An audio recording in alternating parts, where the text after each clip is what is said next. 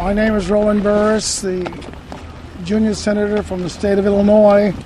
I presented my credentials to the Secretary of the Senate and advised that my credentials were not in order and I would not be accepted, nor would I be seated, nor would I be permitted on the floor. And therefore, I am not seeking to have any type of confrontation.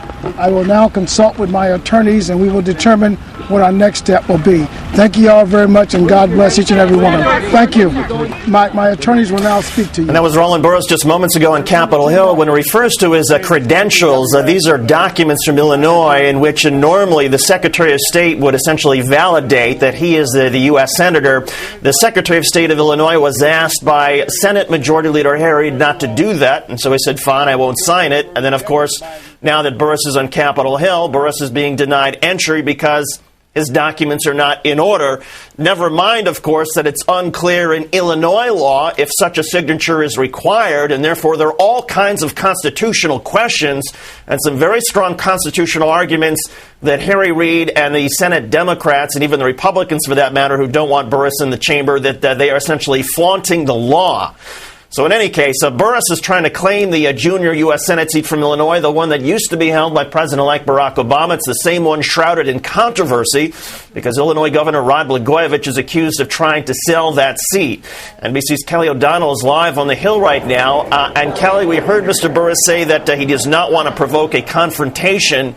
But what's the impact likely to be now on Harry Reid, given that everybody on Capitol has been watching these pictures and the chaos unfold outside? And I can't imagine that Harry Reid or the other people who Burris is trying to convince are going to be very pleased with this carnival atmosphere.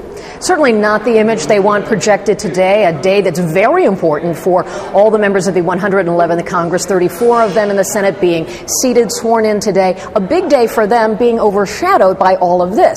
So for Harry Reid, the majority leader, now the ball is in his court. He's been, in effect, slow-walking this. Originally, he said it wouldn't happen. Roland Burris would not be the next U.S. Senator from Illinois. He has softened that position a bit, willing to talk, willing to review things, leaving the door slightly open to see what could be worked out.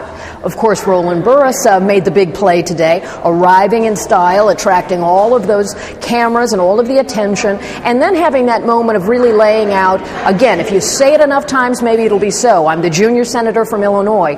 And then doing what always happens in Washington, deferring to his lawyer, bringing legal counsel to handle the next phase of this. And they'll look at all of those details, the kinds of things you alluded to.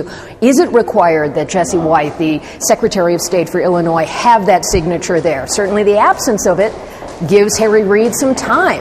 Why does he want time? Well, as you know, Rod Blagojevich faces impeachment in Illinois, and should he be pushed out of office, that could open the door for his successor, the Lieutenant Governor Pat Quinn, to name someone else. There could be some kind of deal made.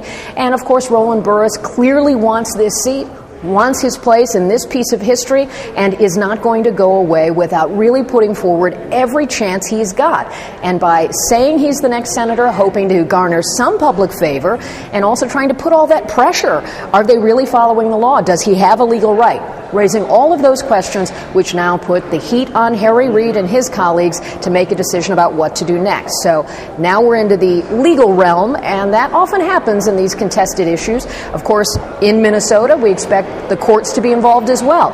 Norm Coleman, the incumbent Republican, who is apparently behind Al Franken by a 225-vote margin, says he's going to fight it as well. So that seat remains a bit in the air also. David?